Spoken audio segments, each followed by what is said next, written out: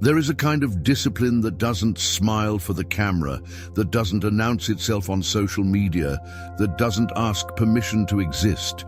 It simply arrives, steady as sunrise, and rearranges a person from the inside out. Perhaps you've felt it calling you in the quiet hour before the world wakes, when the air is cool and honest and your thoughts are still uncluttered. Perhaps you felt it when you said a gentle no and your body trembled anyway, as if your bones knew you were crossing a threshold. This is the level of discipline that scares, not because it is cruel, but because it is clear, not because it punishes, but because it purifies.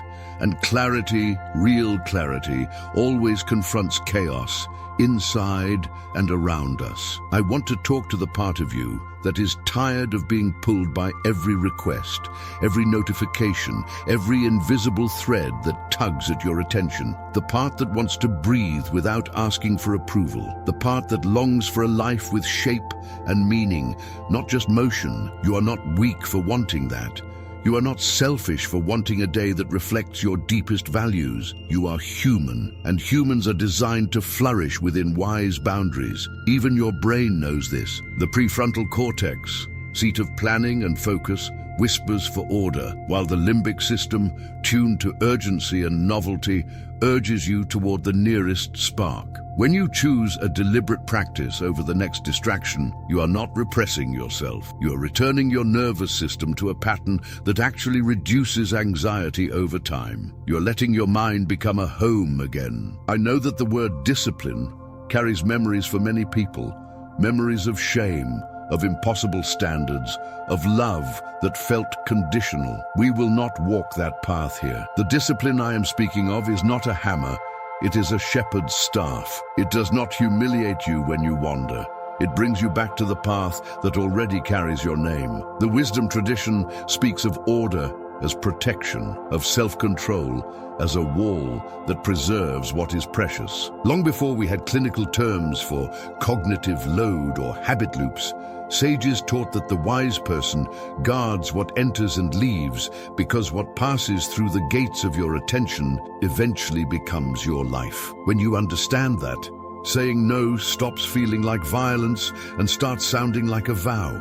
This kind of discipline is unsettling to people who benefit from your constant availability. They might call your calendar cold, your silence arrogant, your priorities selfish, and their words can sting because your body records relationships in high definition. There is a reason your heart thumps when you hold a boundary. Your threat system interprets disapproval as danger, but consider this with compassion for yourself. If every external tug can rewrite your day, then your life becomes a patchwork of other people's impulses. That is not generosity, that is erosion. The generosity you were made for is quieter and stronger, arising from a life where your yes is meaningful because your no is respected. Inside you there is a rhythm waiting to be reclaimed. You hear it when you read for wisdom and your breathing deepens.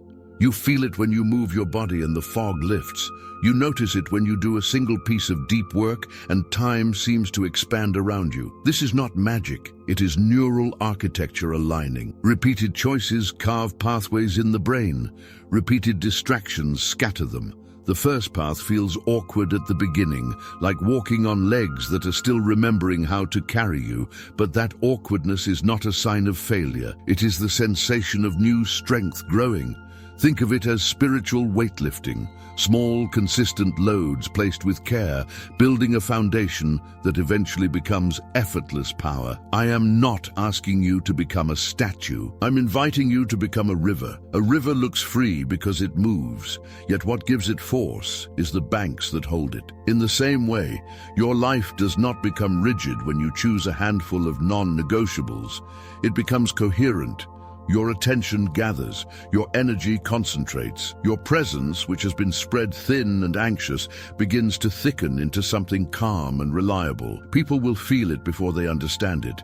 Some will misinterpret it. That is part of the cost. But those who love truth will quietly respect you because they will sense that your yes springs from conviction, not compulsion. There is another reason this level of discipline feels frightening. It reveals who we are when no one is watching. It closes the door on performative productivity and opens the door to honest work. The nervous system is accustomed to little jolts of dopamine from novelty and applause. When you step away from that cycle to build in silence, your chemistry protests. You might feel restless. You might feel lonely. You might reach for your phone out of muscle memory. When that happens, meet yourself with gentleness. Name the feeling without shame. Then return to the single next step. Put your attention into the grain of the task at hand. The sentence you are crafting, the meal you are preparing, the proposal you are refining, the plan you are making for an unhurried morning. In that simple return, over and over, neurons rewire, hormones stabilize, confidence grows without bragging. You are not late, you are not behind. You are at the doorway, and you are allowed to choose who enters with you. The wisdom tradition would call that guarding the gates of your life. Neuroscience would call it attentional control and stimulus curation. Your soul will call it peace. You do not have to explain these gates to everyone. You do not need a committee vote to honor them. It is enough that you know why they exist. To protect the quiet in a room where meaning is formed, where you listen for what is truly yours to do, where you decide with eyes open how to spend the only life you have. If you are worried that this path will make you hard, let me say what needs to be said with tenderness. Real discipline softens the places that were clenched and hardens the places that were weak. It softens defensiveness because you are no longer bargaining for scraps of time.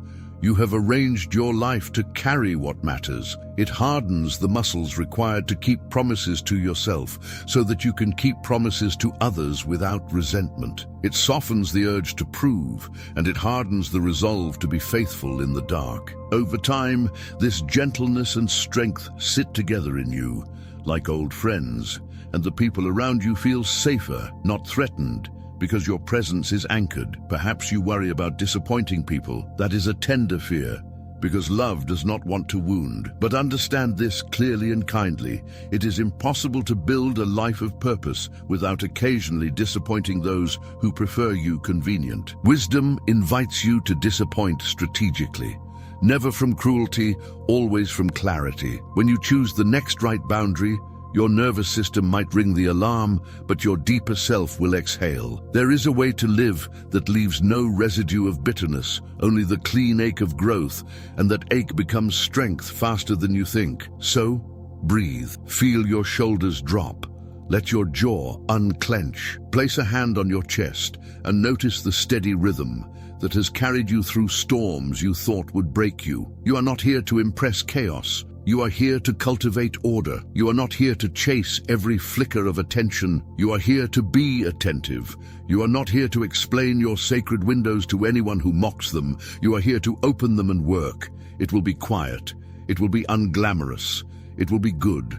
And yes, for some, it will be scary. But the fear is just the sound of an old pattern losing its grip, while a truer rhythm, older than your anxiety and wiser than your impulses, begins to lead. Clarity often feels like a closed door to those who are accustomed to walking in and out of your day without knocking. When your time gains shape, some people feel the edges of that shape and call it cold. Yet what they are touching is not a lack of care. It is the presence of order. A simple, gentle no becomes a siren in their nervous system, and they project that alarm back onto you. The weight of that disapproval is real in the body, a tightening in the chest, a warmth in the face, a flicker of doubt behind the eyes. But the truth beneath the noise is quiet and steady. A life with form makes room for love to deepen rather than thin out. It is not cruelty to have limits. It is maturity. It is the refusal to let your days evaporate into other people's hurry. Many carry the belief that saying no is rude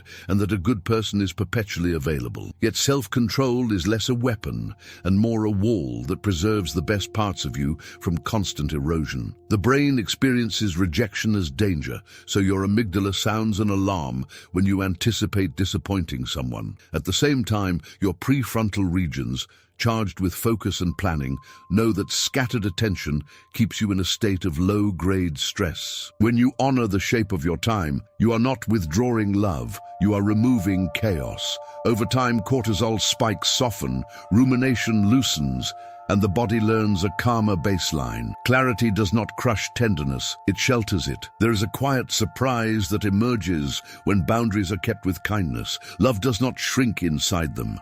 It concentrates. Presence becomes fuller because it is no longer interrupted every few minutes by the next request, the next feed, the next urgency that claims to be essential. People who value you will feel the difference, even if they do not have words for it. Your yes becomes weighty again. Your attention lands and stays. Relationships that once floated on convenience begin to anchor in truth. Ancient wisdom paints a simple picture that still holds. A city with sound walls is a place where life can flourish, where commerce, learning, and celebration are protected from constant attack. A city without walls is exposed, vulnerable to every wandering force. When your inner life has well-kept walls, you are not barricading yourself against love. You are protecting the atmosphere where love can breathe. You are choosing a clear perimeter so that what is precious in you is not plundered by noise, dressed as urgency. Some people live by a practice that reflects this image,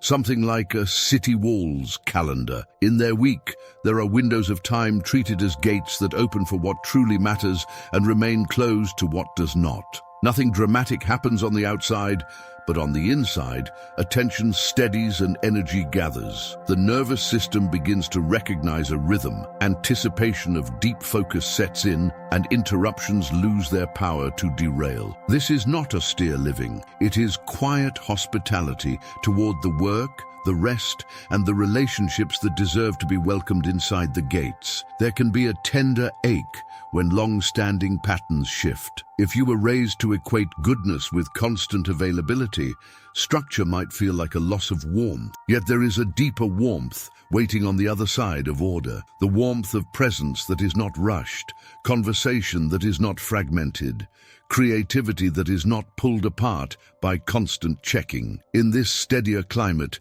generosity does not burn out.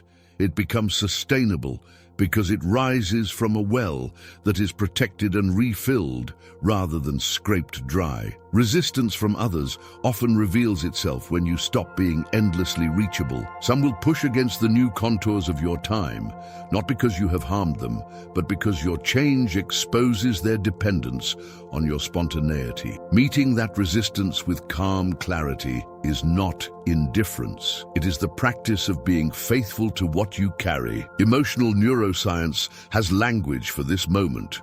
Your threat system interprets conflict as danger, while your reflective system helps you stay grounded. When your values remain consistent, the body learns that safety is not the same as pleasing everyone, and a profound steadiness grows. The heart of this chapter is simple and human. Boundaries do not close love out, they keep it from leaking away. Self-control is not an absence of care, it is care arranged wisely.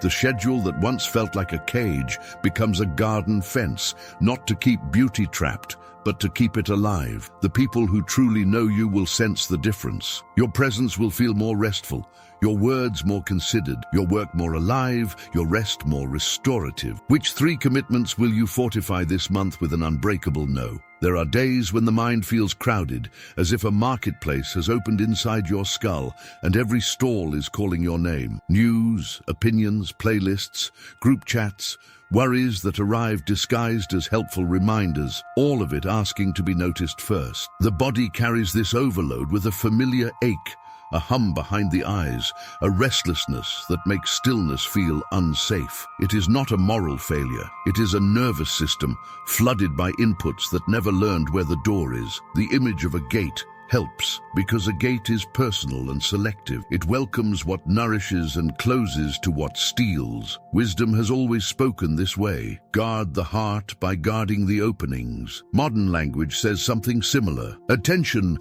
is a finite resource, and whatever is repeated takes root. When what enters is chosen with care, clarity begins to return like a tide. What enters matters because the mind is absorbent. Stories and images and voices do not simply pass through, they tint the inner atmosphere. Repeated exposure wires expectation, primes emotion, and nudges the body toward fight, flight, or calm. The amygdala grows jumpy with constant alarm bells. The prefrontal regions struggle to plan when novelty keeps yanking the steering wheel. None of this means you must live in a sterile room. It means the soul thrives when the stream at the gate runs clean. When the intake is quieter and truer, the body settles. The breath deepens without being asked. The night becomes a place of rest rather than a late theater of glowing screens. What leaves matters just as much. Words are not vapor. They are carriers of meaning and mood, and they return to shape the speaker as surely as they land on the listener. A person can talk themselves into anxiety by rehearsing disaster. A person can talk themselves into clarity by choosing speech that is measured and honest. Neuroscience observes that rumination loops keep stress chemicals circulating, while intentional language patterns help the nervous system regain balance. Ancient wisdom meets modern research here. Hold your tongue long enough to let insight arrive, then speak in a way that builds rather than burns. Silence by itself is not virtue, yet silence that births truer words becomes a form of care. What repeats is the third gate, and it may be the most quietly powerful. Habits are the grooves of a life, carved by countless small passes of attention and action. Each repetition tells the brain this is worth keeping, and the brain obliges by laying down pathways that make the behavior easier next time. This is why chaos feels so stubborn. It has been rehearsed. It is also why steadiness, once awkward, becomes natural. The basal ganglia carry the routine, dopamine marks the reward, and over time, the loop becomes identity. The hand of the diligent does not wait for lightning. It trusts the slow compounding of small excellences until results that once looked sudden reveal their true age. Restraint is often misread as repression. In truth, it is curation. The curator does not hate art outside the gallery. The curator chooses what belongs to a particular story and lets the rest pass by. You are allowed to curate your inputs, your words, and your repetitions so that your life tells the story you are actually here to tell. This is not narrowness. It is coherence. It is how a scattered light becomes a beam strong enough to cut through fog. People who have walked this path describe a subtle lift in their chest when they enter rooms that once felt heavy. Nothing mystical, only a body recognizing that the air at its gates has changed. Some find it helpful to live for a season with a simple audit in mind. They move through a month with quiet attention to 3 openings. They watch what they allow through the first gate, trimming noise and choosing sources that leave the soul clearer rather than more agitated. They watch what they release through the second gate, letting truth and necessity and kindness carry their sentences, and letting silence carry the rest. They watch what they rehearse through the third gate, replacing a hollow loop with a small ritual aligned with their mission. The change is not loud, it is tender and cumulative. The body learns the new rhythm and begins to crave it. The work at the gates is not about becoming rigid. It is about becoming hospitable to what keeps you alive. Hospitality has a door, and a door has a hinge, and a hinge moves. You can open wide for joy and learning and friendship. You can close gently to frenzy and gossip and performance. Your close friends will feel the difference. The conversations will deepen. The quiet will grow friendly again. And in that quiet, your heart will remember how to listen for what is yours to carry and what is not yours at all. Metaphor has a way of sneaking past defenses, so hold this picture close. A wise person stands like a gatekeeper in the early light, not fearful, simply alert, weighing what arrives, weighing what departs, weighing what repeats. There is calm in their posture. There is room in their face. They have learned that life is too precious to be left to drift. They do not brag about this. They simply live it, and those near them sense a steadiness that invites their own. Which gate, input, output, or habit costs you the most clarity today. There is a moment when structure begins to feel less like a cage and more like oxygen. The body, so used to rushing from one small fire to the next, notices a different temperature in the room. The shoulders lower, the mind stops scanning for the nearest exit. What once felt like being boxed in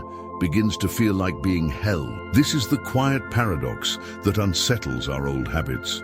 The belief that freedom means doing anything at any time turns out to be a mirage. Real freedom is gentler and stronger. It is the power to do the right thing at the right time, without splintering your energy into fragments that never add up to a life. At first, constraint carries a stigma because it reminds us of seasons when rules were used without love. That memory lives in the nervous system and it speaks up. Yet there is another memory that can be restored. The memory of a day that had a rhythm, of work that went deep rather than wide, of conversations that were not hurried, of rest that actually restored. Emotional neuroscience gives us language for this restoration. When the mind is not juggling endless options, decision fatigue eases. The prefrontal circuits can plan and persist. The stress system quiets. What looks like restriction from the outside feels like relief from the inside. Constraint concentrates power, like a lens concentrates light. The scattered beams that once warmed nothing in particular begin to focus. You notice it in small ways. The page that stayed blank starts to fill. The room that always felt chaotic grows simple again. The project that lived in your head steps into the world with the first clear form. The change is not only behavioral, it is chemical. Repetition at a set time trains reward pathways to expect effort and satisfaction in the same place. The routine stops feeling like exile and begins to feel like a homecoming. Wisdom has always spoken about timing. There is a time to plant and a time to gather, a time to speak and a time to hold silence. Order does not erase spontaneity. It gives it a frame where it can sparkle without shattering the day. When you accept that freedom is the power to be timely, you stop resenting the banks of the river. You begin to see that the banks are the reason the river moves with force. Without them, the water spreads into a swamp. With them, the water travels, carries, nourishes, and arrives. A simple pattern helps many people step into this strength without strain. They carry 3 priorities for a season, not as a punishment, but as a way to keep the day honest.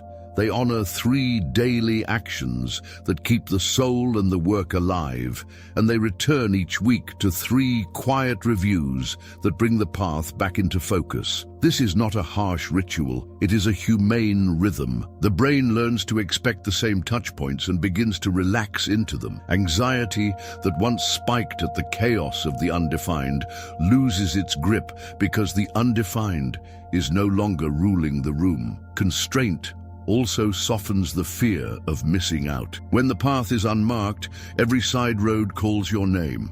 When the path is marked with care, the calls grow faint. You know where you are going for now, and you know why. And that knowledge is a balm. Curiosity does not disappear. It becomes a companion rather than a driver. The inner noise lowers. What was once an argument inside your head becomes a conversation and eventually a friendship between focus and freedom. There is tenderness in this chapter because structure touches shame. Many have been told they lack discipline as if it were a moral defect. The truth is kinder. Most nervous systems are overwhelmed by choice and unprotected by ritual. The absence of structure was not a personal failure. It was an environment without banks. As banks return, dignity returns. The day regains a shape that supports the person you are becoming. You do not become smaller inside it. You become more whole. Hold the picture of a river. A river without banks becomes a swamp. Banks create flow. This image holds a kind of mercy because it does not accuse the water for spreading. It simply shows why the spread lost its force and how the force can return. When your life accepts a handful of steady edges, energy gathers. Your presence begins to carry weight. Plans turn into patterns. Patterns turn into character.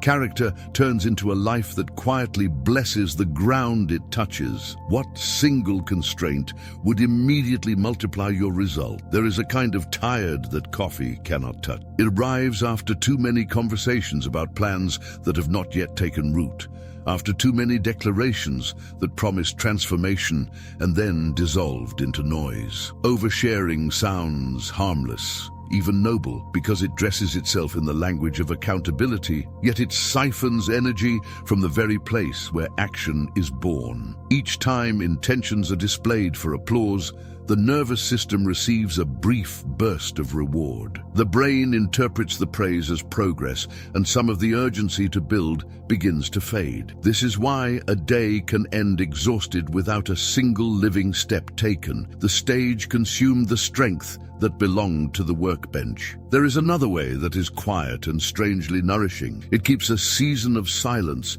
around what is forming. It is not secrecy born of fear. It is protection born of wisdom. The old sayings hint at it when they speak of storing knowledge, of holding treasures in the heart until the time is ripe. Modern language observes something similar. When attention is not split between performance and practice, the body finds a steadier rhythm. Stress chemistry settles, focus returns to the hands, the reward system begins to pair satisfaction with the next honest hour rather than with the next round of approval. People who walk this path often describe the first days as oddly restless, as if the body misses an old sugar. The habit of announcing held its own kind of rush. Without it, the surface feels quiet, almost empty. Under the surface, however, something is gathering. There is a hum that does not demand attention, a pressure that feels like growth rather than anxiety. This is incubation. Roots develop in the dark where the soil holds the right kind of resistance. Leaves do not appear for applause. They appear when the roots are ready to feed them. Work behaves the same way. When guarded, it strengthens. When displayed too soon, it withers under lights it is not prepared to bear. Accountability still matters, but its shape changes. Instead of broadcasting every intention to a circle that cannot carry it, trust narrows to a single witness who understands the difference between curiosity and intrusion. The rhythm of delivery replaces the drama of declarations. Outcomes begin to speak with a sober authority that intentions cannot imitate. The nervous system learns a new association. Achievement becomes the signal.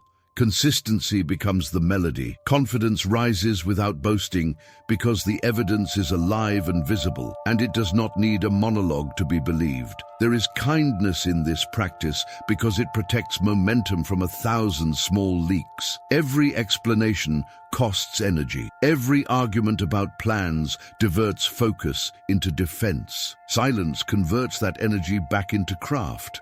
Over time, the craft changes the person. The hands learn economy. The mind learns patience. The heart learns to tolerate the ordinary hours where most of the transformation actually occurs. There is no spectacle here, and that absence turns out to be merciful. What once felt like loneliness becomes a sanctuary where the work has room to breathe. Emotional neuroscience helps name the shift. The sparkle of public intention fires quick reward, but sustained effort requires a longer arc of meaning and a steadier chemistry. In quiet seasons, the brain strengthens pathways linked to perseverance and reduces dependence on the next social stimulus. Attention gathers like water behind a dam, not to be hoarded, but to be released on schedule with force. The body recognizes this pattern and relaxes into it. Sleep deepens. Anxiety recedes from the edges of the day. Even conversations change tone because there is less to prove and more to quietly offer. Silence does not cancel community, it refines it. The people who truly care begin to value the texture of your presence over the theater of your promises. Their trust grows because your words arrive wearing the clothes of results. They learn that when you speak, you mean it, and when you are quiet, Something honest is forming. A different respect enters the room. It is not loud, but it is solid. It invites others to move from performance to practice without shaming them for the times they needed applause to keep going. Hold the image of a seed beneath the earth. Nothing about that quiet looks impressive, yet the root system is threading itself through soil, finding anchorage and nourishment, mapping a hidden architecture that will support the weight of future branches. A life can do the same. When intentions are incubated out of sight for a season, they are not being hidden from love. They are being prepared to survive weather. They are being given the dignity of gradual strength. And when they finally rise, they are not translucent ideas anymore. They are living things with weight, with sap, with fruit that tastes like patience. You may notice that the fear of being forgotten loosens as the work matures. The old urgency to be seen gives way to a quieter courage to be faithful. What matters begins to matter again. The voice that whispered that you were falling behind grows faint because it cannot argue with the solidity of embodied outcomes. Your nervous system discovers a new kind of calm, the kind that does not require constant reassurance, the kind that is born of a simple rhythm kept over time.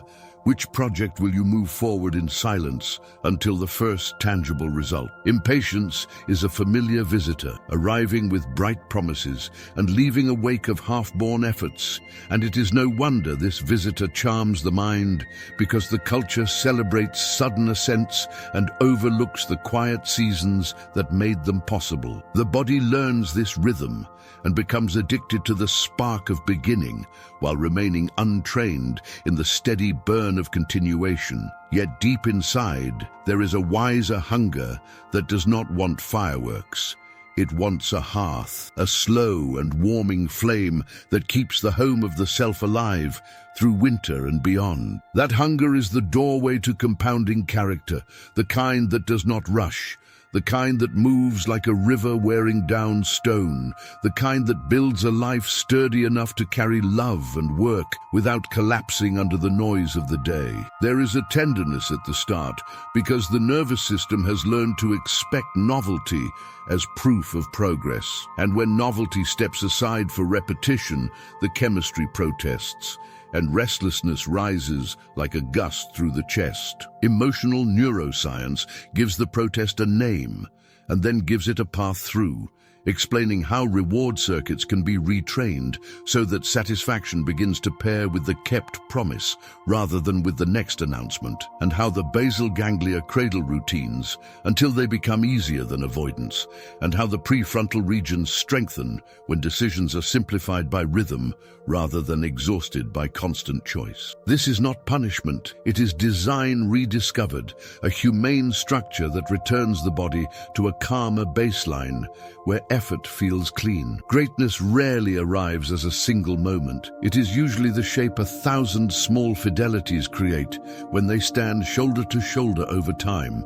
And this is where character changes from an idea into a texture you can feel. You notice it first in the way your mornings stop wobbling, then in how your focus holds even when the world is loud, then in how your speech grows measured because your interior is no longer frantic. The hand that was once anxious begins to move with a steady confidence that does not shout and does not seek the next sugar high of applause. It is as if the soul learns to trust its own footsteps again. Ancient wisdom speaks in images that still breathe, and it loves the ant because the ant does not perform and does not need flattery to keep working. The ant harvests slowly and stores wisely, and what looks insignificant in an afternoon becomes astonishing across seasons. In another corner of the story, there is a lion whose roar is loud and brief, and then the field grows quiet, and the ant keeps moving, and the harvest tells the truth. This is the scandal of compounding. Ordinary actions, repeated with care, become extraordinary outcomes, not because of a secret, but because of time honoring what is consistent. This path softens shame because it breaks the old story that you must be a different person by tonight or you have failed. It replaces that pressure with a kinder reality. Identity is what you rehearse. Rehearsal is what you repeat. Repetition is what you arrange into your day with gentle tenacity. There will be days when the wind is against you and the work feels like pushing through wet sand.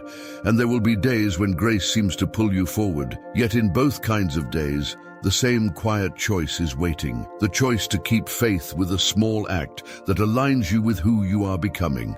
Over time, that choice stops feeling heroic and starts feeling normal, and that normal is a sanctuary. In the language of the brain, each kept practice is a vote cast for a particular self, and the ballots are counted in pathways and chemistry and posture. In the language of the soul, each kept practice is a vow renewed, a promise whispered at the level of breath that says, I can be trusted with my own life. Sleep deepens because integrity is restful. Focus clarifies because there are fewer inner arguments to resolve. Relationships loosen their grip on performance because the need to prove subsides when evidence accumulates in the quiet. The crown in this image is not public.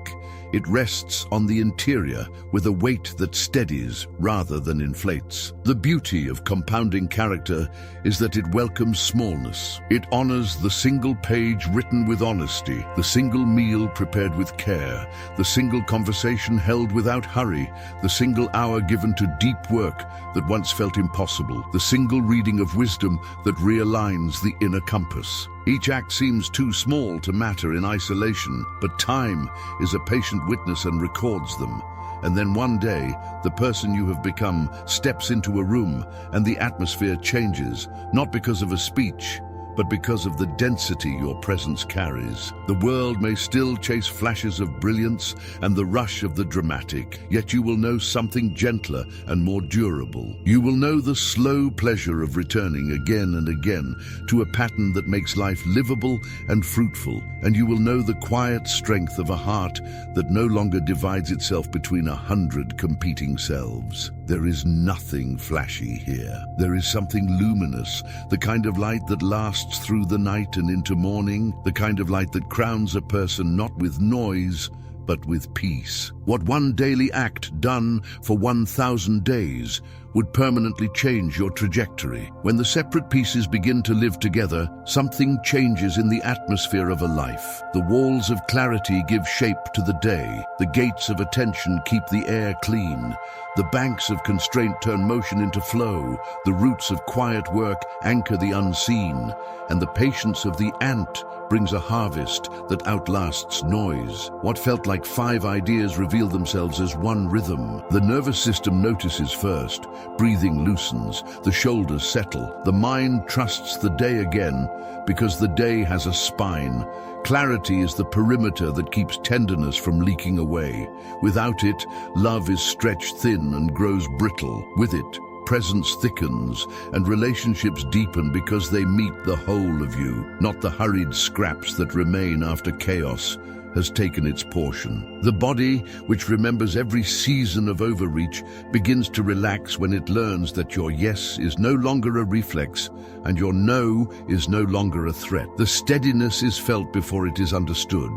At the gates, the world still knocks, but you are no longer a house without doors. You weigh what enters, you weigh what leaves, and you weigh what repeats, not from fear, but from care. The mind quiets because it is no longer drenched in signals that demand urgency without offering nourishment. The tongue slows because worthier words arrive when they are not forced to elbow through a crowd. Habits turn into a gentle architecture, and identity finds room to grow inside that frame. Constraint brings timeliness to the room.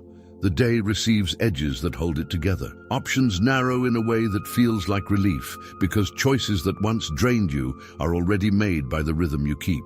The brain learns to expect effort where it belongs and to find satisfaction in the same faithful places. Freedom stops being a blur of possibilities and becomes the power to act with coherence in the moment that calls for you. In the quiet, your work grows roots. The energy that once fueled explanations now feeds construction. Rest deepens because the inner argument has softened. Confidence no longer needs a stage. It walks in with the finished page, the formed proposal, the solution that did not exist yesterday. People who love truth feel it. They sense the dignity of results speaking without a trumpet, and their trust becomes a shelter rather than a spotlight. Over time, the ordinary actions begin to compound. The wall holds, the gate is tended, the banks stand, the roots spread, the ant keeps moving. What once felt like discipline becomes temperament, and what once felt like a fight becomes a friendship with your own life. Emotional storms still pass through, yet they pass through a landscape that knows how to drain and how to heal. There is less residue, less collapse, more recovery, more quiet joy that does not need to be announced. Imagine the week that rises from this union. There is space that stays sacred and protects attention. There is a pattern that welcomes the right kind of effort and lets the rest walk by. There is a project moving in silence toward its first clear form. There is a small daily act that never misses and slowly recasts who you believe yourself to be. The picture is simple on the outside.